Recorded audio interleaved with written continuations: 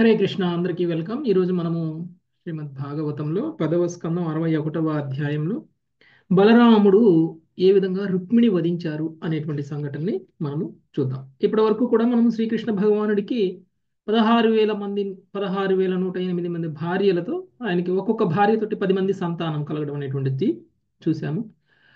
అయితే ముఖ్యంగా మొదటి 8 మంది భార్యలు ఎవరైతే ఉన్నారో ముఖ్యమైనటువంటి భార్యలు, ఆ భార్యలకి కలిగినటువంటి ఒక్కొక్క భార్య కలిగినటువంటి 10 మంది సంతానం యొక్క పేర్లతో సహా మనం తెలుసుకోవడం అనేటువంటిది జరిగింది. రుక్మిణీదేవి పుత్రుడైనటువంటి ప్రద్యుమ్నుడు రుక్మిణీదేవి పుత్రుడైనటువంటి ప్రద్యుమ్నుడు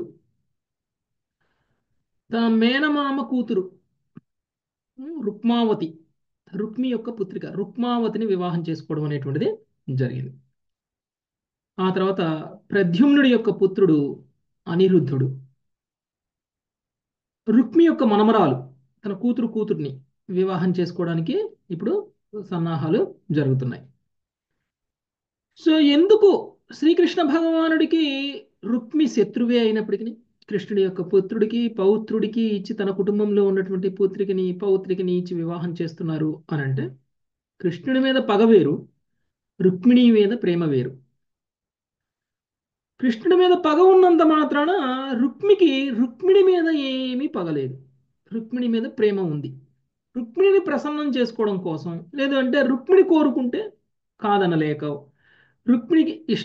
రుక్మిణిని సంతోషపరచడం కోసం రుక్మి తన కుటుంబంలో ఉన్నటువంటి వాళ్ళని కృష్ణు యొక్క కుటుంబంలో ఉన్నటువంటి వాళ్ళకి ఇచ్చి వివాహం చేయడం అనేటువంటిది కూడా జరుగుతుంది. ఇప్పుడు తన మనమరాలని అనిరుద్ధుడికి ఇచ్చి వివాహం చేస్తున్నారు. ఈ వివాహంలో కళింగ రాజులు ఎవరైతే ఉన్నారో, యాక్చువల్గా భోజకటము అనేటువంటి నగరంలో జరుగుతుందన్నమాట ఇది. రుక్మిణీదేవి, బలరాముడు, శ్రీకృష్ణుడు, శాంభుడు, మిగిలినటువంటి వాళ్ళందరూ కూడా కలిసి ఆ భోజకటానికి వెళ్ళడం అనేటువంటిది జరిగింది. అక్కడ వివాహ సమయంలో రుక్మిణి ప్రేరేపించారు కళింగరాజు. ఎందుకు ప్రేరేపించారు అని అంటే, బలరాముడిని గెలవడం అనేటువంటిది సాధ్యం కాదు, బలరాముడికి జూదం అనేటువంటిది రాదు, పాచికలాడడం రాదు, కాబట్టి నువ్వు ఆయన్ని పాచికలాడడానికి పిలువు, ఈజీగా నువ్వు ఆయన్ని గెలవగలుగుతావు, ఇది ఒక్కటే మార్గం బలరాముడిని గెలవడానికి అని చెప్పేసి రుక్మిణి ప్రేరేపిస్తే, అప్పుడు రుక్మి బలరాముణ్ణి ఆ యొక్క ఆహ్వానించి ఆ పాచికలాడడానికి పిలవడం అనేటువంటిది జరిగింది.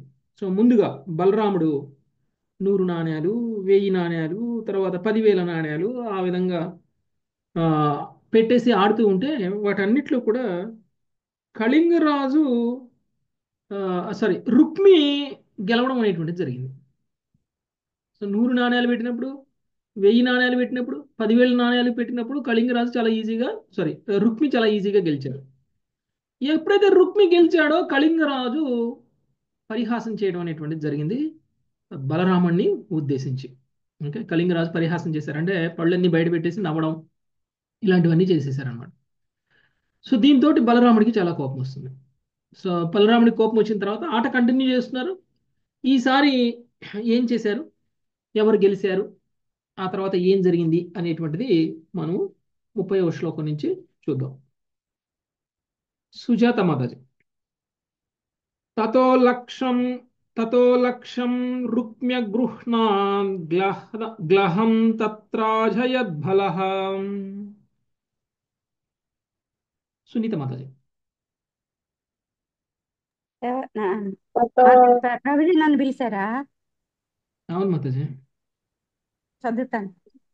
తతో లక్ష్మణం రుక్మ్యగృహ్ణాద్ గ్లహా తత్ర జయద్బలః. జితవానహమిత్యాహ రుక్మీకైతవమాశ్రితః. జితవానహమిత్యాహ రుక్మీకైతవమాశ్రితః. పిదప్ప రుక్మి లక్షన్ నాణెములను పందెము కాయగా బలరాముడు దానిని గెలిచెను. కానీ తానే విజేతనని పలుకుచూ రుక్మి మోసము చేయుటకు యత్నించెను. హరే కృష్ణ ప్రభుజీ, ధన్యవాదాలు. ఓకే, సో లక్షణాలను పందెం కాసి బలరాముడు గెలవడం అనేటువంటిది జరిగింది ఈసారి పాచికల్లో. కానీ రుక్మి మాత్రం ఆయన్ని మోసం చేస్తున్నారు, నువ్వు గెలవలేదు నేనే గెలిచాను అని, అంటే తొడి చేశారు అని చెప్పేసి మోసం చేస్తున్నారు అనమాట. ఇక్కడ చూడండి మనకి కైతవం ఆశ్రిత. కైతవ అంటే, కైతవ అనేటువంటి పదానికి ఇంతకుముందు మనం ఫస్ట్ స్కందంలోనే ఫస్ట్ శ్లోకంలోనే మీనింగ్ చెప్పుకున్నాం. ఉం? కైతవ ధర్మం. మోసము ప్రభుజీ ప్రభు. ధర్మార్థ కామ మోక్షాలు ధర్మార్థ ప్రభుజీ. కామ మోక్షాలు కైతవ ధర్మం. ధర్మార్థ కామ మోక్షాలు కైతవ ధర్మం ఎలా అవుతాయి? అవి ఫస్ట్ 3 ప్రభుజీ, అవి ఆచరిస్తే కర్మకాండలు అవుతాయి ప్రభుజీ. సో కైతవ అంటే మనకి ఏదైనా సరే కృష్ణ భక్తిని ఇవ్వనటువంటి ధర్మం ఏదైనా సరే అది కైతవ ధర్మం అని చెప్పేసి మనకి మొదటి స్కందంలో మొదటి అధ్యాయంలో మొదటి శ్లోకంలోనే తెలియజేసేశారు. ఓకే, ఈ కైతవ ధర్మాలను నేర్పేటువంటి శాస్త్రం కాదు ఈ భాగవతం అనేటువంటి విషయాన్ని చెప్పారు. ఓకే, యాక్చువల్గా తిరుమల తిరుపతి దేవస్థానంలో ఒక ఆయన అడ్డబొట్టు పెట్టుకొని భాగవతం చెప్తున్నారు. ఒకే శ్లోకానికి గంట సేపు చెప్పారు. ఓకే, ఆయన చెప్పింది వింటే ఆశ్చర్యపోతాం అనమాట. కైతవ ధర్మం అంటే చాలా గొప్ప ధర్మం అనేటువంటి విషయాన్ని చెప్పారు. అందులో కైతవ అనేటువంటి పదానికి మీనింగ్, ఆయన సంస్కృత్ పండిట్, ఆయన సంస్కృతంలో విద్వాంసులు అనమాట. సో కైతవ అనేటువంటి పదాన్ని చాలా గొప్పగా చెప్పేశారు. మీరు కావాలంటే యూట్యూబ్లో వినొచ్చు, ఇప్పటికీ దొరుకుతుంది ఆ వీడియో. ఓకే, సో అంటే యాక్చువల్గా భాగవతం లాంటి వాటిని చిన్న చిన్ని పదాలని తప్పుగా భావాలు తీసి చెప్పేస్తే కంప్లీట్ మీనింగే మారిపోద్ది కదా. ఇక్కడ కూడా చూడండి, రుక్మి బలరాముడిని మోసం చేసేటువంటి సందర్భంలో కైతవ అనేటువంటి పదాన్ని వాడారు. ఒకవేళ రుక్మి బలరాముడిని మోసం చేయట్లేదు అనుకోండి, మంచిగానే చేస్తున్నాడు అనుకోండి, గొప్పగా ప్రవర్తిస్తున్నాడు అనుకోండి, కైతవ అనేటువంటి పదం యూజ్ చేస్తే దాని మీనింగ్ ఏముంటుంది? ఉండదు. కాబట్టి కైతవ అనేటువంటి పదానికి ఇక్కడ మీనింగ్ ఏంటంటే రుక్మి మోసం చేస్తున్నాడు, బలరాముడు లక్షణాలను గెలిచినా కానీ గెలవలేదు, నేనే గెలిచాను అని ఆయన మోసం చేయడం అనేటువంటిది జరుగుతుంది. నెక్స్ట్ 31వ శ్లోకం కంఠమని సునీత మాత. మన్యునాక్షుభిత శ్రీమాం సముద్రా ఇవ పర్వణి. మన్యునా క్షుభితః శ్రీమాన్ సముద్రా ఇవ పర్వణి. జాత్యారుణాక్షోతిరుషాన్యర్బుధం గ్లహమాధదే. జాత్యారుణాక్షోతిరుషాన్యద్భుతం గ్లహన్మాదదే. భావము: పౌర్ణము నాటి సముద్రము వలె క్షుభితుడగుచు తన సహజమగు అరుణ నయనములు క్రోధముతో మరింత ఎర్రబడగా సుందరుడగు బలరాముడు 10 కోట్ల బంగారు నాణెములను పందెము కాసెను. హరే కృష్ణ ప్రభుజీ, ధన్యవాదాలు. మోసం చేసి బలరాముడిని గెలవలేదు అని అన్నారు. లక్షణానాలు పెడితే లక్షణానాలు నీకు కాదు నాకే అని అన్నాడు రుక్మి. కానీ పాపం ఓపిక పట్టారు, కానీ చాలా కోపంతో ఉన్నారు. సహజమైనటువంటి అరుణనయనముల క్రోధముతో మరింత ఎర్రబడగా సుందరుడైనటువంటి బలరాముడు 10 కోట్ల బంగారు నాణ్యాలతోటి పందెం కాశారు. మన దగ్గర అసలు 10 కోట్లు ఉంటాయండి ఇప్పుడు? మామూలుగా బంగారు నాణ్యాలు పక్కన పెట్టండి, మామూలు సత్తు నాణ్యాలు ఉన్నాయా? లేవు ప్రభుజీ. ఓకే, అప్పట్లోనే బలరాముడి దగ్గర 10 కోట్లకి మించి ఉన్నాయి కాబట్టి 10 కోట్లు ఆయన పెట్టగలిగాడు. అది సో వాళ్ళు ఎంత ఐశ్వర్యవంతులు అనేటువంటిది మనకి ఇక్కడ అర్థమవుతుంది. నెక్స్ట్ 32వ శ్లోకం శ్రీవాణి మాత. హరే కృష్ణ ప్రభుజీ. తంచాపి జితవాన్ రామో ధర్మేణాచలమాశ్రితః. తం చాపి జితవాన్ రామో ధర్మేణ చలమాశ్రితః. రుక్మీ జితం మయా త్రేమే వదంతు ప్రాస్నికా ఇతి. రుక్మీ జితం మయా త్రేమే వదస్తు ప్రాస్నికా ఇతి.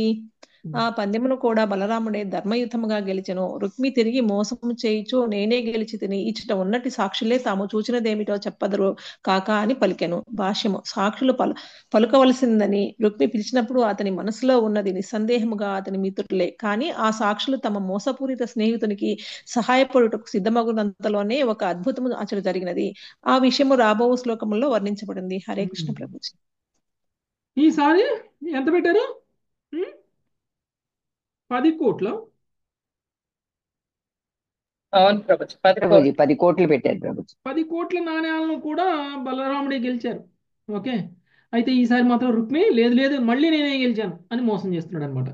పైగా అక్కడ ఉన్నటువంటి తన మిత్రులందరినీ సాక్షులుగా చూపిస్తూ, వాళ్ళు అంటే మధ్యవర్తులు అనమాట, వాళ్ళు ఏం చెప్తే అది దానికి కట్టుబడి ఉండాలి అన్నట్లు. సో వాళ్ళతోటి అబద్ధం చెప్పించి మళ్ళీ 10 కోట్ల నాణ్యాలను కూడా రుక్మిణి నేనే గెలిచాను అని చెప్పడం కోసం ప్రయత్నం చేస్తున్నారు. సో అప్పుడు ఏం జరిగిందో చూద్దాం. 33 రమ్యమాత.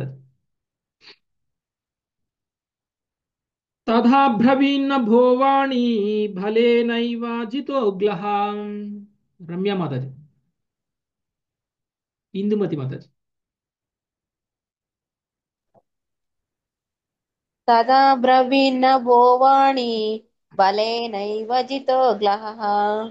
ధర్మతో వచనేనైవ రుక్మీ వదతి వై మృషాం. ధర్మతో వచేనేనైవ రుక్మీ వదతి వై మృషా. భావము: బలరాముడే ధర్మయుతముగా పందెమును గెలిచినాడు. రుక్మి నిక్కముగా అసత్యమును పలుకుతున్నాడు అని అప్పుడు ఆకాశవాణి వినవచ్చెను. హరే కృష్ణ ప్రభుజీ. సో అక్కడ ఉన్న వాళ్ళందరూ కూడా రుక్మికి సపోర్ట్ చేస్తున్నారు, బలరాముడికి ఎవరు సపోర్ట్ చేయట్లేదు. మరి బలరాముడు చేసింది, బలరాముడి వైపు మరి మాట్లాడే వాళ్ళు లేకపోయేసరికి ధర్మం ఓడిపోతుంది. యాక్చువల్గా బలరాముడు ధర్మయుతంగా గెలిచారు, కానీ వాళ్ళు అధర్మం చేస్తున్నారు, మోసం చేస్తున్నారు. అప్పుడు ఆకాశవాణి పలికింది అక్కడ, ధర్మయుతంగా పందెమును గెలిచినది బలరాముడే అని రుక్మి అసత్యాన్ని పలుకుతున్నాడు అని ఆకాశవాణి పలకడం అనేటువంటిది జరిగింది. నెక్స్ట్ 34 రమ్యమాతాజీ. తామనాదృత్య వైదర్భో దుష్ట రాజన్యచోదితః. తామనాదృత్య వైదర్భో దుష్టరాజన్యచోదితః. సంకర్షణం పరిహసన్ బభాషే కాలచోదితః. సంకర్షణం పరిహాసన్ బభాషే కాలచోదితః. దుష్టరాజులచే ప్రేరేపితుడైన రుక్మి ఆ దివ్యవాణిని నిర్లక్ష్యపరిచెను. నిజమునకు సాక్షాత్తుగా కాలమే ప్రేరేపించగా అతడు బలరాముని ఈ విధముగా ఎగతాళి చేసెను. థ్యాంక్ యూ ప్రభు. సరే. సో కాలమే ప్రేరేపించిందంట, అంటే సమయం దగ్గరికి వచ్చిందనమాట. సమయం దగ్గరికి వచ్చింది కాబట్టి ఇలాంటి బలరాముడు లాంటి వాళ్ళని మోసం చేయాలని ప్రయత్నం చేస్తున్నారు. సో పక్కన ఉన్నటువంటి రాజులందరూ కూడా ప్రేరేపిస్తుండడం వల్ల ఆ దివ్యవాణి చెప్తున్నా కానీ, ఆకాశవాణి చెప్తున్నా కానీ దాన్ని కూడా లక్ష్యం చేయకుండా నిర్లక్ష్యపరిచి సాక్షాత్తుగా కాలమే ప్రేరేపించగా, అంటే మృత్యు వెంటబడింది అనమాట ఆయనకి. అందుకనే బలరాముడి మీద ఆయన ఎగతాళి చేయడం అనేటువంటిది మొదలుపెట్టారు. నెక్స్ట్ నాగలక్ష్మి మాత. హరే కృష్ణ. నైవాక్షకో విదాయూయం గోపాలవన గోచరా. నైవాక్షకో విదాయూయం గోపాలవన గోచరః. అక్షైర్ధీవ్యంతి రాజానో బాణైశ్చన భవాదృశా. అక్షైర్దివ్యంతి రాజానో బాణైశ్చ నభోదృశ్యా. రుక్మి పలికెను: వనములందు తిరిగిడి మీ వంటి గోపాలురకు పాచికలాట తెలియదు. పాచికలాడుట, బాణములతో క్రీడించుట కేవలం రాజులకే గాని మీ వంటి వారలకు కాదు. హరే కృష్ణ. రుక్మి మాట్లాడుతున్నాడు, వనాల్లో తిరిగేటువంటి మీ వంటి వాడు పాచికలాడటం తెలియదు. ఎందుకు వనాల్లో తిరిగేవాళ్ళు అని అంటున్నారు? కృష్ణుడు బలరాముడు వనాల్లో తిరుగుతారా? వీళ్ళంతా బృందావనంలో పెరిగారు కదా ప్రభుజీ, అక్కడంతా కూడా వాళ్ళది కదా ఆవులు ప్రభుజీ. మేపడానికి వెళ్ళేవాళ్ళు కదా, గోవులన్నిటిని. గోవుల్ని కాచుకోవడానికి వనాలకు వెళ్తారు. అంటే మీకు గొడ్లు కాయడం తప్ప ఏం తెలియదు అని చెప్తున్నా అనమాట, ఇండైరెక్ట్. ఓకే, సో మీకు గోవులు కాచుకోవడం తెలుసు తప్ప మీకు పాచికలు ఆడడం తెలియదు అని ఎగతాళి చేస్తున్నాడు అనమాట ఆయన. ఓకే, బాణాలతో క్రీడించుట కేవలం రాజులకే కానీ మీ వంటి వారులకు కాదు. పాచికలు, బాణాలు ఇలాంటివన్నీ క్షత్రియులకి. మీరు ఆవుల్ని కాచుకునేవాళ్ళు కాబట్టి మీకు ఆవుల్ని కాచుకోవడం, వనాల్లో తిరిగి ఆవుల్ని మేపుకుంటూ రావడం మాత్రమే మీకు తెలుసు అని ఎగతాళి చేస్తున్నాడు. నెక్స్ట్ 36 మంగతాయర్ మాతాజీ. రుక్మిణైవ మదిక్షిప్తో రాజభిశ్చోపహాసితః. రుక్మిణైవ మదిక్షిప్తో రాజభిశ్చోపహాసితః. క్రుద్ధః పరిగుముధ్యమ్య జగ్నేతం నృమ్న సంసది. క్రుద్ధః పరిగముద్యమ్య జగ్నేతం నృమ్న సంసిది. భావము: ఆ విధంగా రుక్మిచే అవమానితుడు, రాజులచే ఎగతాళి చేయబడిన వాడు నేను బలరాముడు మిగ్గుల క్రుద్ధుడై మంగళమయమైన వైవాహిక సభయందే తన గదనెత్తి రుక్మిని సంహరించెను. హరే కృష్ణ. సో లిమిట్ దాటి పరిహాసం చేశాడు అనుకోండి, ఓకే, అది కూడా భగవంతుడి పట్ల పరిహాసం. క్షమిస్తారా భగవంతుడు? అందుకనే మనము భగవంతుడి పట్ల చాలా జాగ్రత్తగా ఉండాలి. ఇక్కడ చూడండి, ఇంతకు ముందు చాలాసార్లు మోసం చేశాడు. 1,00,000 నాణాలు పెట్టినప్పుడు, 10,00,000 నాణాలు పెట్టినప్పుడు, 10 కోట్ల నాణాలు పెట్టినప్పుడు కూడా మోసం చేస్తున్నాడు. సో మోసం చేస్తునేసరికి ఇక రుక్మి మీద కోపం వచ్చేసింది. అప్పుడు ఆయన బలరాముడు కోపమై తన యొక్క గదతోటి రుక్మిణిని సంహరించడం అనేటువంటిది జరిగింది. నెక్స్ట్ 37 సునీత హరిబాబు మాత.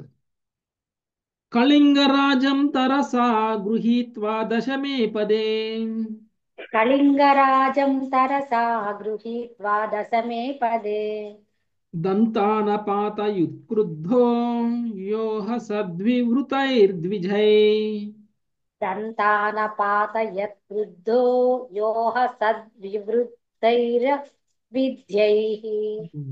దంతాములను చూపుచూ బలరాముని పరిహసించిన కళింగరాజు పారిపోవుటకు యత్నించెను. కాని క్రుద్ధుడగు బలరాముడు 10 అడుగులలోనే వారిని పట్టుకుని దంతములను ఓడపీకెను. హరే కృష్ణ ప్రభుజీ, ధన్యవాదాలు. ముందు ప్రతిసారి పరిహాసం చేస్తున్న ప్రతిసారి కూడా అక్కడ కళింగరాజు తన పళ్ళన్నీ బయటపెట్టి నవ్వుతూ ఉన్నాడు. యాక్చువల్గా మొదటిసారి జరిగినప్పటి నుంచే నవ్వుతున్నాడు, ఫస్ట్ పోటీ అప్పటి నుంచే బలరాముడికి కోపం ఉంది. సో ఆయన పళ్ళన్నీ పీకేశాడు అన్నమాట. సో యాక్చువల్గా కళింగరాజు అక్కడి నుంచి పారిపోబోతున్నాడు, కానీ 10 అడుగుల్లోనే ఆయన పట్టుకున్నారు.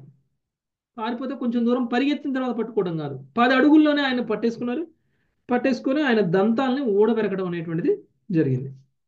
నెక్స్ట్ 38 లావణ్య మాతాజీ. హరే కృష్ణ ప్రభుజీ. అన్యే నిర్భిన్న బహు అన్యే నిర్భిన్న బహురు శిరసో రుధిరోక్షితాం అన్యే నిర్భిన్న బహురు శిరసో రుధిరోక్షితః రాజానో దుద్రువిర్భీతాం బలేన పరిఘార్ధితాం రాజానో దుద్రుర్పిత బలేన పరిగార్దితః. బలరాముని గదచే పీడింపబడిన అన్యరాజులు తమ బాహువులు, తొడలు, శిరములు తెగగా రక్తసిక్తమగు దేహములు కలవారై తో పరుగుదీసిరి. హరే కృష్ణ ప్రభుజీ. సో బలరాముడు ఒక్కడ చాలు. యాక్చువల్గా ఈయన తన నాగలతోటి హస్తినాపురం మొత్తాన్ని కూడా కదిలించేయాలని ట్రై చేశారు కదా. బలరాముడికి ఎంత బలం ఉండకపోతే ఆయన హస్తినాపుర సామ్రాజ్యం మొత్తాన్ని కూడా పెకలించి వేసి లేపేయాలని చూసేశారు.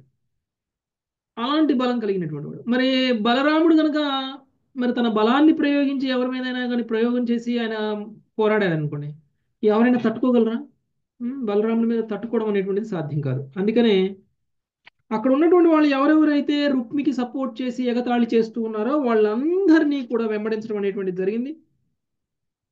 వాళ్ళ యొక్క చేతులు, తొడలు, శిరాలు తెగగా రక్తసిక్తముగు దేహములు కలవారై భీతితో పరుగు తీసిరి.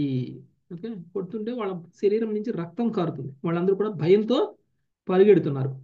నెక్స్ట్ 39 మహర్షులను కూడా బలరాముడే కదా ప్రభుజీ గడ్డిపోచతోటి చేసింది కదా. అవును, మంజులత మాతాజీ. హరే కృష్ణ ప్రభుజీ. రుక్మిణి శ్యాలే నాభ్రవీత్ సాధ్వసాధువాం నిహతే రుక్మిణీ శ్యాలే నాభ్రవీత్ సాధ్వసాధువా రుక్మిణీ భలయో రాజన్ స్నేహభంగ భయాద్ధరిః రుక్మిణీ బలయో రాజన్ స్నేహభంగ భయాధరి. రాజా, భావమరిది రుక్మి వధింపబడినప్పుడు శ్రీకృష్ణుడు రుక్మిణితో లేదా బలరామునితో తన స్నేహ సంబంధము చెడిపోవునని భయపడి దానిని శ్లాఘించుట గాని విరోధించుట గాని చేయలేదు. హరే కృష్ణ ప్రభుజీ, ధన్యవాదాలు. సో భావమరిది రుక్మి వధింపబడినప్పుడు శ్రీకృష్ణుడు రుక్మిణితో లేదా బలరామునితో తన స్నేహ సంబంధము చెడిపోవునని భయపడి దానిని శ్లాఘించుటను కానీ నిరోధించుట కానీ చేయలేదు. ఓకే, అంటే జరిగినటువంటి వృత్తాంతం ఏదైతే ఉందో ఇది మంచా చెడా అనేటువంటి విషయం మీద శ్రీకృష్ణుడు కామెంట్ చేయలేదు. కామెంట్ చేస్తే ఒకవేళ నువ్వు బాగా చేశావు అని బలరాముని అన్నారనుకోండి, రుక్మిణి బాధపడుద్ది. ఓకే, ఒకవేళ రుక్మిణిని సపోర్ట్ చేయడం కోసం ఎందుకు ఇలా చేసావు, నా బావమరిదిని చంపేసావు, రుక్మిణి ఎంత కోపపడుతుంది, ఎంత బాధపడుతుంది అని అన్నాడు అనుకోండి, బలరాముడు బలరాముడు బాధపడతాడు. అంటే ఎటు మాట్లాడినా ఏం మాట్లాడినా ఇద్దరితోటి సంబంధం తెగిపోతుంది. అందుకని కృష్ణుడు చాలా తెలియగలడు. ఓకే, ఎక్కడ మాట్లాడాలో ఏం మాట్లాడాలో ఎలా మాట్లాడాలో ఆయనకి తెలుసు. అందుకని ఇక్కడ ఆయన ఏమీ మాట్లాడలేదు. అది మంచి అనలేదు, చెడు అనలేదు, కామ్గా ఉన్నారనమాట కృష్ణుడు. నెక్స్ట్ 40వ శ్లోకం. శేషరత్నం మాతాజీ. హరే కృష్ణ ప్రభుజీ. తతో నిరుద్ధం సహ సూర్యయావరం తతో నిరుద్ధం సహ సూర్యయావరం రథం సమారోప్య యయుః కుశస్థలీం సమోరప్యయుః కుశస్థలీం రామాధయో భోజకటాబ్ధశార్హాం రామాదయో భోజకటాదశార్షః సిద్ధా కిలార్ధా మధుసూదనాశ్రయాం సిద్ధ కిలార్ధ మధుసూదనాశ్రయః. పిదప బలరామాది దాసర్ష వంశజులు అనిరుద్ధుని అతని నవవధువును చక్కని రథములో కూర్చుండబెట్టుకుని భోజకట నగరము నుండి ద్వారకకు బయలుదేరరి. మధుసూదనుని ఆశ్రయించిన వారందరూ తమ అభిమతార్థములను బడిసిరి. ప్రభుపాదుల వారి భాష్యం. రుక్మిణి దాసర్షులందరూ అత్యంత ప్రియమైనదైనను ఆమె సోదరుడైన రుక్మి సోదరి వివాహము మొదలుకొని నిరంతరము శ్రీకృష్ణుని విరోధించుచు అవమానించుచుండెను. అందువల్ల శ్రీకృష్ణుని అనుయాయులు రుక్మి యొక్క హఠనమునకు ఎంత మాత్రమో శోకించలేదని స్త్రీల విశ్వనాథ చక్రవర్తి ఠాకూరు వివరించిరి. ఒక్కొక్కసారి మనకు అనిపిస్తుంది, మనం ఎవరైనా సరే చనిపోతే అంత కరుణా హృదయం లేనటువంటి వాళ్ళమా మనకు అనిపిస్తుంది కదా. మనం ఏమి చెల్లించము, మనం ఏమి స్పందించము, మనం ఏమి బాధపడము. అలా ఇప్పుడు రుక్మి మరణించారు. మరి రుక్మి మరణించినా కానీ ఆ వివాహంలో దాని తర్వాత జరగాల్సినటువంటి తంతు కార్యక్రమాలన్నీ కూడా కంటిన్యూ చేస్తున్నారు. ఓకే, యాక్చువల్గా మరి రుక్మి మరణించిన తర్వాత ఆ వివాహం ఏమవ్వాలి, అది కంటిన్యూ అవ్వాలా లేకపోతే మళ్ళీ తర్వాత చేసుకోవాలా, ఇప్పుడు ఉన్నటువంటి పరిస్థితికి ఏం చేయాలి అనేటువంటి దాంతో అసలు ఏమాత్రం డౌట్ లేకుండా వీళ్ళు ఆ వివాహానికి సంబంధించిన మిగిలిన కార్యక్రమాలన్నీ చేసేస్తున్నారు. ఎందుకంటే మరణించినటువంటి వ్యక్తి మరణించడానికి అర్హుడు కాకపోతే ఇలాంటి బాధలు పడతారు. ఓకే, ఇంత ఘోరమైనటువంటి అపరాధం చేసినటువంటి వ్యక్తి మరణిస్తే సరైన శాస్త్రం జరిగిందిలే అనుకుంటారు. ఇలానే జరగాలి ఇలాంటి తప్పులకి అని అనుకుంటారు. అందుకనే రుక్మి మరణం అనేటువంటిది ఎవరికి బాధను కలిగించలేదు. అదే కనుక అంటే అలా పరిహాసం చేయడం, బలరాముని పరిహాసం చేయడం ఇలాంటివి చేయలేదనుకోండి, అయినా సరే బలరాముని చంపాడు అనుకోండి, అప్పుడు బాధపడతారు. కానీ అలా ఏం జరగలేదన్నమాట ఇక్కడ. అందుకని చివరికి రుక్మిణి కూడా ఇక ఆ అనిరుద్ధుడి వివాహం సందర్భంలో అనిరుద్ధుడికి సంబంధించినటువంటి అంటే అనిరుద్ధుడి భార్యని తీసుకొని వాళ్ళు ద్వారక్కి వెళ్ళడం అనేటువంటిది జరిగింది. ఓకే, శ్రీమద్ భాగవతం నందుల బలరాముడిచే రుక్మి వధ అను 10వ స్కందంలోని 61వ అధ్యాయముకు కృష్ణ కృపామూర్తి శ్రీ శ్రీ ఏసి భక్తి వేదాంత స్వామి ప్రభుపాదుల వారి వినమ్ర శిష్య ప్రణీతముగు భాష్యం సమాప్తము. ఓకే, ఇక్కడికి 61 అధ్యాయం కంప్లీట్ అయిపోయింది. ఇక 62వ అధ్యాయం ఉషా అనిరుద్ధుల కలయిక. అంటే ఉష వేరు. ఓకే, యాక్చువల్గా ఇది అనిరుద్ధుడికి ఉషకి మధ్య జరిగినటువంటి ఒక లవ్ స్టోరీ అనేటువంటిది ఇక్కడ వస్తుంది మనకి. ఉష ఎవరంటే ఆమె శివుడి యొక్క భక్తుడైనటువంటి బాణాసురుడి పుత్రిక. ఓకే, ఉష. సో బాణాసురుడికి కృష్ణుడికి వైరం ఉంటుంది. సో శివుడు రక్షిస్తూ ఉంటాడనమాట బాణాసురుడిని. సో శివుడు రక్షిస్తున్నాడు అనేటువంటి గర్వంతో బాణాసురుడు స్వయంగా కృష్ణుడి మీదనే వైరాన్ని పెంచుకుంటారు. ఎప్పుడైతే బాణాసురుడు కృష్ణుడి మీదకి వెళ్తారో అప్పుడు శివుడు ఏం చేయలేదు. బాణాసురుడికి చెప్పారు, నువ్వు ఎవరితో యుద్ధం చేసినా నేను రక్షిస్తానేమో కానీ నువ్వు వెళ్ళి కృష్ణుడితో యుద్ధం చేస్తే నేను ఎందుకు రక్షిస్తాను, అది నా వల్ల కాదు, నేను చెయ్యలేని పని అని చెప్పేసి ఆయన రక్షించలేదు. అందుకని బాణాసురుడిని కృష్ణుడే తర్వాత వధిస్తారు. దానికంటే ముందు బాణాసురుడి యొక్క పుత్రిక అయినటువంటి ఉష ఏ విధంగా అనిరుద్ధుడిని కలిసింది, వాళ్ళ కలయిక ప్రేమగా ఎలా మారింది అనేటువంటిది మనము 62వ అధ్యాయంలో చూద్దాం. ఒకసారి సమ్మరి చూద్దాం మాతాజీ. శ్రీదేవి మాతాజీ. హరే కృష్ణ ప్రభుజీ. Thank you. ఉషా నిరుద్ధుల కలయిక. ఉషా అనిరుద్ధులు కలుసుకొనుట, బాణాసురునితో అనిరుద్ధుని యుద్ధము అను విషయములు ఈ అధ్యాయంలో వివరింపబడినవి. బలిమహారాజు యొక్క 9 పుత్రులలో జ్యేష్ఠుడు బాణాసురుడు. అతడు గొప్ప శివభక్తుడు. శివుడు బాణుని ఎంతగా అనుగ్రహించిననగా ఇంద్రాది దేవతలే ఆ అసురుని సేవింపదొడిగిరి.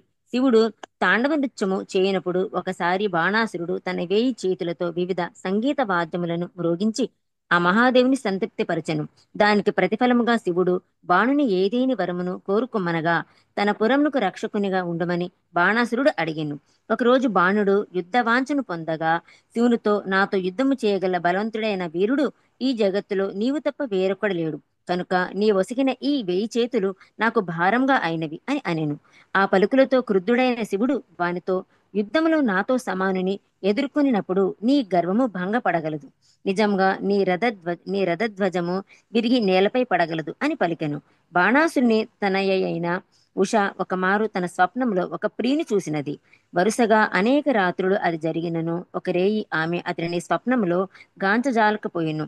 కలత చెందిన స్థితిలో ఆమె అతని గురించి బిగ్గరగా పలవరించుచు అకస్మాత్తుగా మేల్కొన్నది. కాని చెలికత్తెలందరూ చుట్టూ ఉండుటను గాంచి ఆమె సిగ్గుపడినది. ఎవరిని ఉద్దేశించుచు ఆమె పలుకుచున్నదని ఉష యొక్క చెలికత్తె చిత్రలేఖ అడుగగా ఆమె ఉన్నదంతయు వివరించెను. ఉష యొక్క స్వప్న ప్రేమికుని గురించిన వినిన చిత్రలేఖ తన సఖి యొక్క దుఃఖమును పోగొట్టుటకు యత్నించుచు గంధర్వాది దేవతా పురుషుల చిత్రములను అట్లే వృష్ణివంశీయుల చిత్రములను చిత్రించి స్వప్నంలో గాంచిన పురుషుని గుర్తించమని అడిగెను. అప్పుడు ఉష అనిరుద్ధుని చిత్రమును చూపినది. యోగశక్తులను కలిగిన చిత్రలేఖ తన సఖి గుర్తించిన యువకుడు శ్రీకృష్ణుని మనువడైన అనిరుద్ధుడని వెంటనే తెలుసుకొని తన యోగబలంతో ఆకాశ మార్గమున ద్వారకకు చేరి అనిరుద్ధుని చూసి అతనిని బాణాసురుని రాజధాని శోణితపురమునకు తెచ్చి ఉషకు అందచేసెను. తాను కోరిన పురుషుని పొందినదై ఉష పురుషులు చొరలేనట్టి తన అంతఃపురంలో అతనిని ప్రేమతో సేవించసాగినది. కొంతకాలమునకు అంతఃపురంలోని ఆడరక్షకులు ఉష యొక్క శరీరము పైన తన సంభోగ చిహ్నములను గమనించి ఆ విషయమును బాణాసురునికి తెలుపబోయిరి. అంతటా మిగుల కలత చెందిన బాణుడు ఆయుధయుతులైన పలువురు రక్షకులతో పాటు తన తనయ అంతఃపురమునకు వెడలి అచట అనిరుద్ధుని గాంచి విస్మితుడయ్యెను. రక్షకులు అనిరుద్ధునిపై దాడి చేయగా అతడు గదను చేపట్టి పలువురిని వధించెను. కాని అంతలోనే మహాబలుడైన బాణాసురుడు అతనిని నాగపాశంతో బంధించగా Usha శోకతప్తురాలయ్యెను. Thank you Prabhuji. Hare Krishna. Okay, so ఏ విధంగా బాణాసురుడు శత్రుత్వాన్ని కలిగి పొందారు, ఏది కృష్ణుడితోటి, కృష్ణుడి కుటుంబంతో అనేటువంటి విషయం ఇక్కడ మనకు అర్థమవుతుంది. ఇక్కడ అనిరుద్ధుడికి ఉషకి ఉన్నటువంటి సంబంధం కారణంగా బాణాసురుడు పొప్పటం అనేటువంటి జరిగింది. అయితే ఇంక మనం ప్రత్యేకంగా తెలుసుకోవాల్సింది ఏంటంటే, ఒక వైష్ణవుడికి ఒక అవైష్ణవుడికి మధ్య ఉన్నటువంటి తేడా. ఓకే, బాణాసురుడు కూడా చాలా గొప్ప భక్తుడే. భక్తిలో శివుణ్ణి కూడా ప్రశంసించేలా, శివుణ్ణి కూడా ప్రసన్నం చేసుకునేలా భక్తి చేశాడు. అంతేకాదు, శివుడు శివతాండవం చేస్తుంటే తనకి 1000 చేతులు ఉన్నాయి బాణాసురుడికి. 1000 చేతులతోటి 1000 వాయిద్యాలను మోగిస్తూ కూడా శివుడి యొక్క శివతాండవానికి సపోర్ట్ చేశాడు. అందుకని శివుడే ప్రసన్నమైపోయాడు. అలాంటి గొప్పవాడు. ఏంటి మనం అంత భక్తి చేసినటువంటి వ్యక్తికి వైష్ణవుడికి మధ్య తేడా ఏంటి? మనకి ఏమర్థమైంది ఇక్కడ? అంటే దేవాది దేవుని కాకుండా శివుడిని పూజించారు. దేవాది దేవుణ్ణి పట్ల భక్తి చేసేటువంటి వాళ్ళు వైష్ణవులు. ఈయన వైష్ణవుడు కాదు, బాణాసురుడు వైష్ణవుడు కాదు, ఎందుకంటే ఆయన శివభక్తుడు కాబట్టి. ఆయన భక్తి ఒక కోరిక కోసము రజోగుణంతో కోరిక కోసము ఆయన సేవించారు శివుణ్ణి, ఏదో ఒక రకంగా సేవించారు. కానీ ఒక వైష్ణవుడికి ఉండేటువంటి ప్రవర్తన అవైష్ణవుడికి ఉండదు.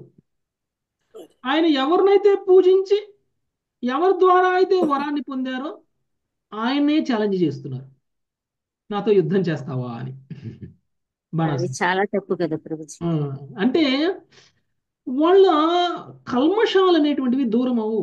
దేవీ దేవతల యొక్క భక్తులకు ఉన్నటువంటి కల్మషాలు దూరం అవు. ఇదే సందర్భం కాదు, రావణాసురుడు కూడా చూడండి. రావణాసురుడు కూడా శివభక్తుడు. పార్వతి కావాలి అన్నాడు శివుడి దగ్గరికి వెళ్ళి. పార్వతిని నాకు ఇచ్చేసే అన్నాడు. ప్రభుజీ భస్మాసురుడు కూడా అంతే కదా ప్రభుజీ? భస్మాసురుడు కూడా అంతే, శివభక్తుడు. చివరికి శివుడు వరమిస్తే వెళ్ళి ఆ చెయ్యిని శివుడి మీదనే పెట్టాలని చూస్తున్నాడు. నెత్తి మీద పెడతారు.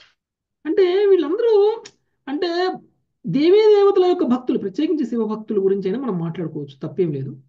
ఓకే, వీళ్ళలో ఆ ప్యూరిటీ అనేటువంటిది రాదు.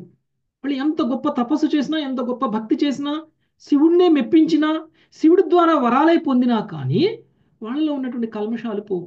ఎప్పటి వరకు మనం వైష్ణవులం కామో అప్పటి వరకు మనం ఎంత గొప్పగా దేవీ దేవతలను పూజించినా, దేవీ దేవతల్లోనే ఉత్తమమైనటువంటి దేవీ దేవత అయినటువంటి ఎవరు? శివపార్వతులు కదా. వాళ్ళకే భక్తులుగా అయినా మనలో ఉన్నటువంటి కల్మషాలు అనేటువంటివి పోవు అనేటువంటి విషయం అనేక మంది శివ భక్తులను చూసినా, అనేక మంది దేవీ దేవతల భక్తులను చూసినా మనకు అర్థమవుతుంది. కానీ ఇలాంటి సందర్భాలు విష్ణు భక్తులు, కృష్ణ భక్తుల దగ్గర జరుగుతుందా? ఎక్కడైనా ఏదైనా శాస్త్రంలో, ఎక్కడైనా పురాణంలో, ఎక్కడైనా ఒక కథ ఉందా? కృష్ణున్నే ఛాలెంజ్ చేసినటువంటి కృష్ణ భక్తుడు. హరే కృష్ణ లేదు ప్రభుజీ. ప్రభుజీ జాంబవంతుడు చేశాడు కదా ప్రభుజీ. జాంబవంతుడు అది కృష్ణుడి కోరిక, అది రాముడుగా ఆయన కోరిక. అది ఆయన వెయిట్ చేయమంటారు కూడా జాంబవంతుడిని. ఓకే, అయితే ఆ సందర్భంలో యాక్చువల్గా అది కూడా ఒక రకమైనటువంటి సేవ. జాంబవంతుడు చేసినటువంటిది కూడా ఒక రకమైనటువంటి సేవ. యాక్చువల్గా కృష్ణుడికి కూడా యుద్ధం చేయాలని ఉంది, సరి అయినటువంటి బలం ఉన్నటువంటి వ్యక్తితో యుద్ధం చేయాలి అని ఉంది. ఆ యుద్ధాన్ని చేయడానికి తన భక్తుడినే ఎంచుకున్నాడు. అది కానీ ఆ యుద్ధం ఎండింగ్లో భగవంతుడు ఆయన చంపేశారా? లేదు ప్రభు. ప్రభుజీ ఆయన ఉద్ధరించారు. లేదు. ఉద్ధరించారు. పైగా చివరికి ఆయనే తెలుసుకున్నాడు. ఆయనే తెలుసుకొని ఎన్నో జన్మల నుంచి ఉన్నటువంటి కోరికను తీర్చుకోవడం కోసమే ఇది జరిగింది, కానీ నీ మీద పగతో ప్రతీకారంతో కాదు. ఓకే, సో ఒక రకంగా ఇప్పుడు ఈవెన్ జయా విజయులు కూడా భగవంతుని భక్తులే, కానీ వాళ్ళు కూడా ఈ భౌతిక విషయంలో అసురులుగా వచ్చి భగవంతుడితోటే శత్రుత్వాన్ని పెంచుకున్నారు వాళ్ళు. దానికి కారణం కూడా భగవంతుడి యొక్క కోరికే. ఓకే, అందరూ వచ్చి భగవంతుడిని మొక్కుతూ ఉన్నారు, అందరూ వచ్చి భగవంతుడిని ప్రార్థిస్తూ ఉన్నారు, భగవంతుడిని ఛాలెంజ్ చేసేవాళ్ళే లేకపోయారు. ఓకే, నీకంటే నేను గొప్పవాణ్ణి అనేవాళ్ళే లేకపోయారు. సో భగవంతుడికి కూడా బలం ఉన్నటువంటి వ్యక్తికి బలాన్ని ప్రదర్శించకపోతే దురద అనమాట. అందుకనే దేవుడు కూడా నాతోటి ఫైట్ చేసేటువంటి ఒకళ్ళని ఆయన భక్తుల్ని ఎంచుకొని ఆ సందర్భాన్ని సృష్టించారు. అది వేరు. ఓకే, కానీ ఇలా పూజించినటువంటి భగవంతుడి యొక్క భార్యనే నాకు భార్యగా కావాలి అని కోరుకోవడం అంటే ఎంత దుర్మార్గం! అది ఎలాంటి అపరాధం. అంటే వాళ్ళ భక్తి వలన వాళ్ళకి భౌతిక కోరికలు నెరవేరుతున్నాయి, కానీ వాళ్ళ కల్మషాలు పోవట్లేదు. వాళ్ళ కల్మషాలు పోకపోవడం వల్ల వాళ్ళు ఈ భౌతిక జగత్తులోనే ఉండిపోతున్నారు. అందుకని దేవీ దేవతల యొక్క ఆరాధన చేసేటువంటి వ్యక్తులకి ముక్తి ఎప్పటికీ రాదు. దేవీ దేవతల ఆరాధన వదిలేసి ఎప్పుడైతే భగవంతుడు శ్రీకృష్ణ భగవానుడి యొక్క ఆరాధన మొదలు పెడతారో అప్పుడు వాళ్ళకి ముక్తి వస్తుంది. లేకపోతే ఈ జన్మ మృత్యు జరా వ్యాధి అనేటువంటిది వాళ్ళకి కంటిన్యూస్గా ఉండాల్సిందే. ఓకే, వాళ్ళు అందులో నుంచి బయటపడలేరు. అది మనం ఇక్కడ ఇంకొక సందర్భం మన బాణాసురుని చూస్తే కూడా మనకి అర్థమవుతుంది. శివుడి ద్వారా వరం పొందాడు, శివుడినే తన రాజ్యానికి రక్షకుడుగా ఉంచుకున్నాడు. తను అంటున్నాడు శివుడితోటి, నా అంత బలశాలి ఎవరు లేరు, ఎవరైనా సరే నాతోటి యుద్ధం చేస్తే గెలుస్తారా అని శివుడితోనే మాట్లాడుతున్నాడు. నువ్వు చేసి గెలుస్తావా నన్ను అని అంటున్నాడు శివుడినే. ఓకే, శివుడిచ్చిన బలంతో. ఓకే, అప్పుడు శివుడు ఏమనుకున్నారు?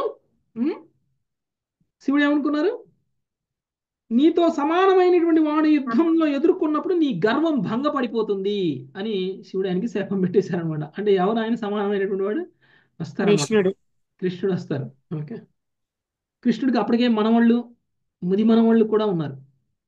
ఆ టైంలో వచ్చి బాణాసురుడితో యుద్ధం చేస్తారు. ఓకే, మనకి మనవాళ్ళు పుట్టే వయసులో మనం ఎలా ఉంటాం? ముసలాళ్ళం అయిపోతాం. అసలు ఉంటామో లేదో కర్ర పట్టుకొని నడవాలి మనం, మీద ఆధారపడి ఉండాలి. కర్ర మీదనో ఎవరి మీద భుజం మీదనో చెయ్యేసి నడవాలి. కానీ కృష్ణుడు అతి శక్తివంతుడైనటువంటి 1000 చేతులు కలిగినటువంటి 1000 ఆయుధాలు పట్టుకున్నటువంటి బాణాసురుణ్ణి చాలా అవలీలగా వధించేసేసారు. అది కృష్ణుడు. ఓకే, సో కాబట్టి కృష్ణుడిని సామాన్యమైనటువంటి వ్యక్తిగా మనము పోల్చకూడదు కృష్ణుడి యొక్క శక్తి సామర్థ్యాలు.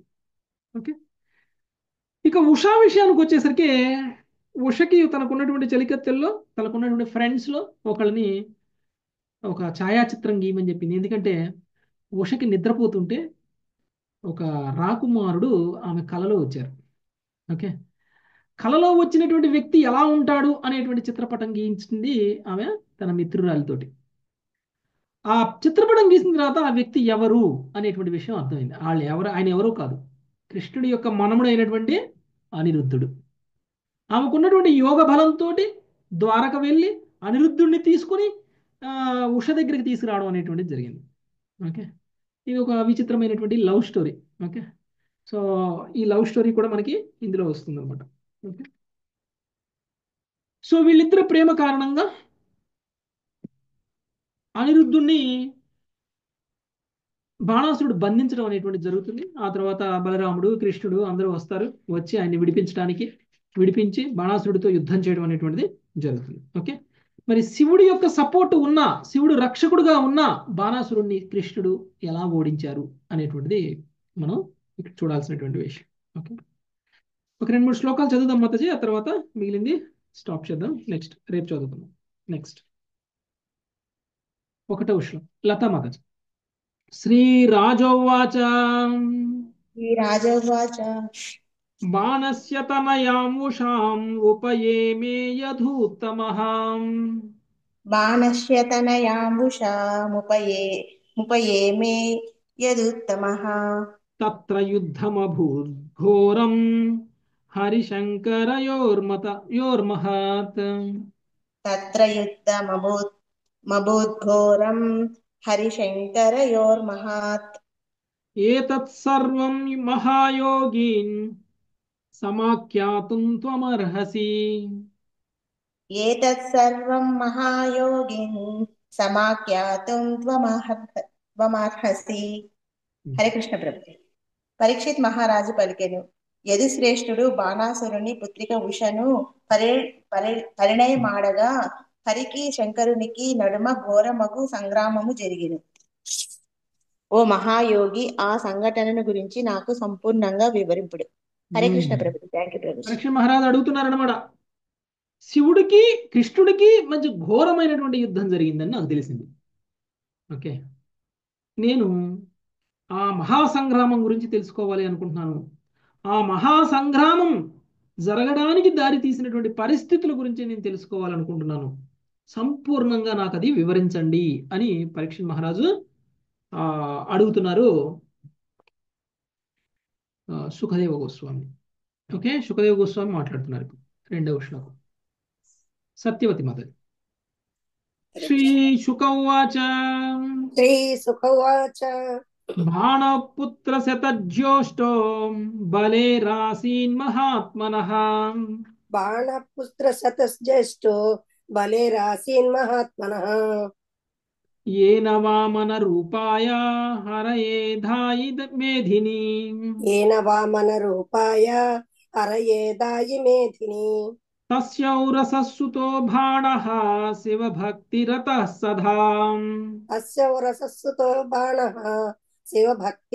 సదా మాన్యో వధాన్యో ధీమాంశ్చ సత్యసంధో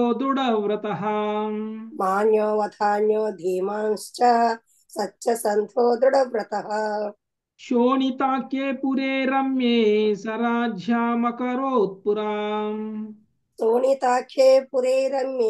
సరాజ్యం అకరోత్పురా తస్య శంభో ప్రసాదేన కింకరా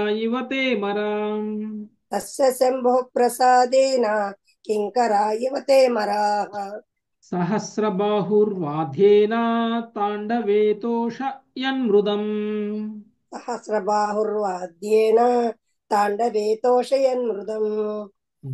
సుఖదేవ గోస్వామి పలికెను, శ్రీహరి వామదేవునిగా అవతరించినప్పుడు ఆ దేవదేవునికి సమస్త భూమండలము దానమునిచ్చిన బలి మహారాజునకు గల 100 పుత్రులలో బాణుడు శ్రేష్ఠుడు.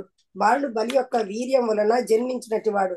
గొప్ప శివభక్తునిగానైనా అతడు సర్వదా మాన్యుడు, ఉదార స్వభావము, బుద్ధిమంతుడు, సత్యవంతుడు, దృఢవ్రతుడై ఉండెను. సుందరమగు శోణితపురమును అతడు ఏలుచుండెను.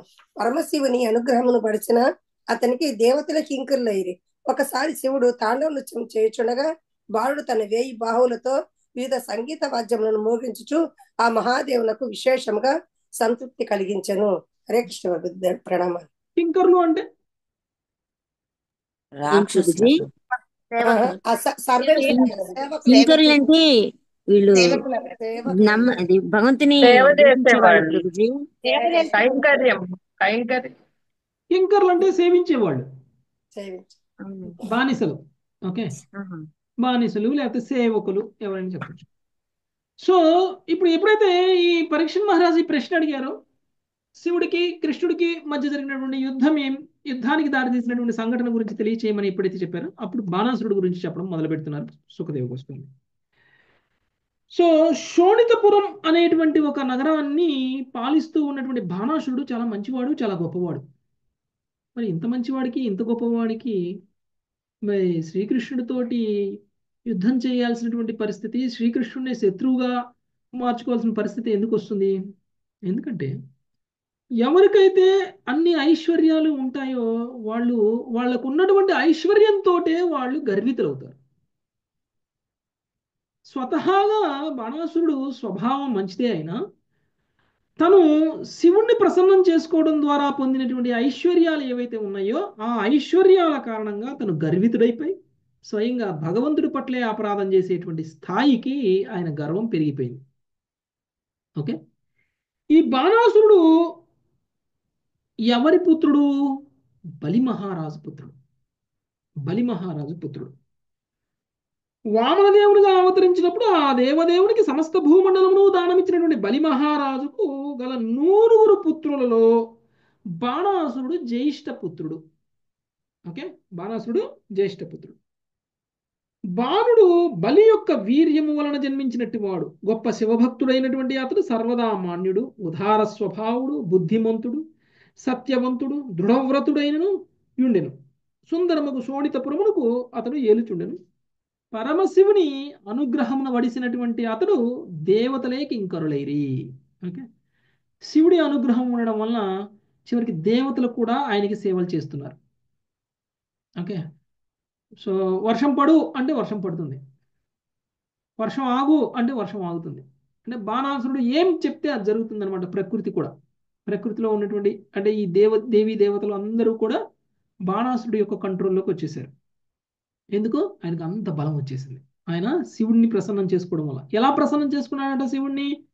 ఒకసారి పరమశివుడు తాండవ నృత్యం చేస్తూ ఉంటే బాణాసురుడు తనకున్నటువంటి 1000 బాహువులతో సంగీత వాద్యాలను మోగించారు. అది పరమశివుడికి సంతుష్టిని కలిగించింది. దాని వలన ఆయనకి వరాలు ఇవ్వడం అనేటువంటిది జరిగింది. ఏం వరం ఇచ్చారు, ఎలా ఇచ్చారు అనేటువంటిది చూద్దాం.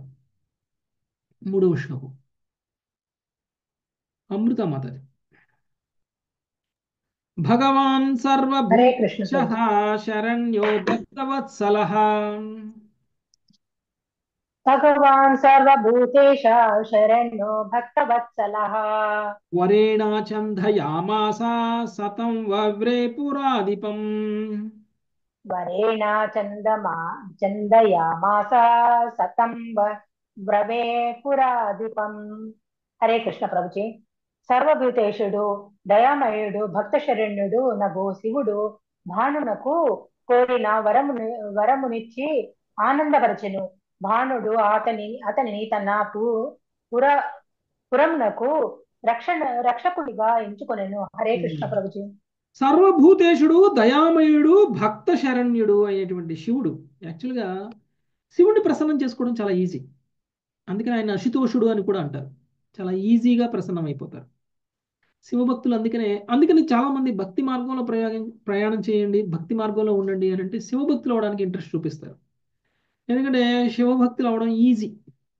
శివభక్తులు అవడం వల్ల శివుడిని ఈజీగా ప్రసన్నం చేసుకోవచ్చు. వాళ్ళు కోరుకున్నటువంటి కోరికల్ని శివుడు చాలా త్వరగా తీర్చేస్తారు.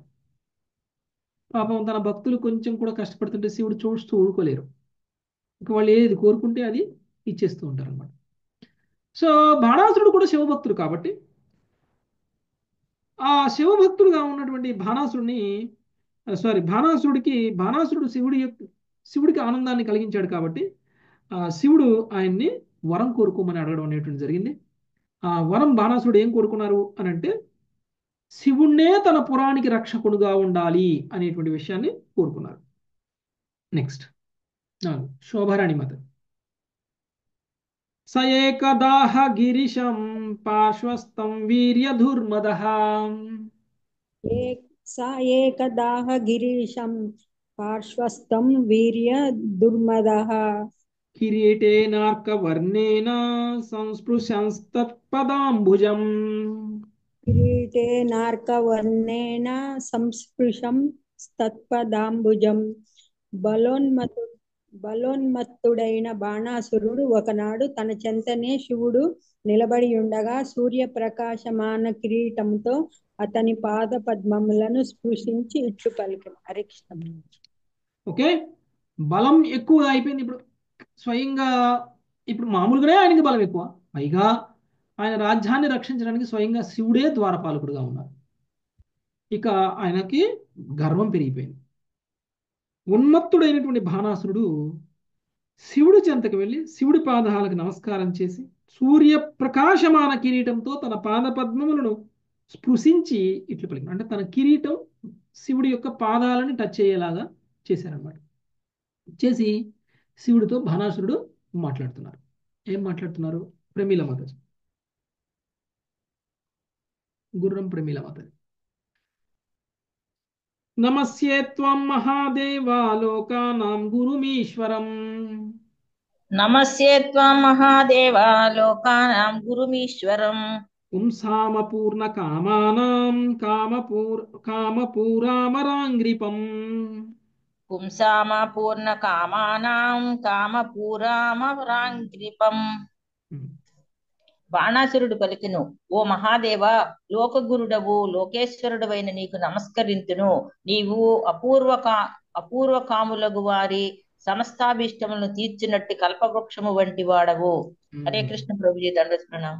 కోరుతున్నారు అంటే పొగుడుతున్నారు అనమాట, శివుని కీర్తిస్తున్నారు. నువ్వు ఎలాంటి వాడివి అని అంటే, కోరికలో ఉన్నటువంటి వాళ్ళందరి యొక్క కోరికల్ని, అంటే ఎవరు ఏ కోరికతో నీ దగ్గరకు వస్తే వాళ్ళకి ఆ కోరికను నువ్వు తీర్చేస్తావు. అంటే ఇప్పుడు ఈయన ఏదో కోరికను పట్టుకొని వచ్చాడు. ఇప్పుడు ఓకే, ఈయన ఏదో కోరికను పట్టుకొని వచ్చాడు.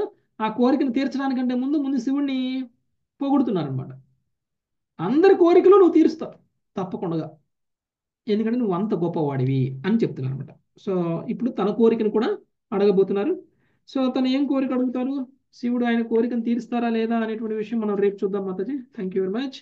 వాంఛాకల్పతరుభ్యశ్చ కృపా సింధుభ్యైవ చ పతితానాం పావనేభ్యో వైష్ణవేభ్యో హరే కృష్ణ హరే కృష్ణ హరే కృష్ణ హరే కృష్ణ హరే రామ హరే రామ హరే కృష్ణ. ఎవరికైనా ఏమైనా ప్రశ్నలు ఉంటే తీసుకుందాం.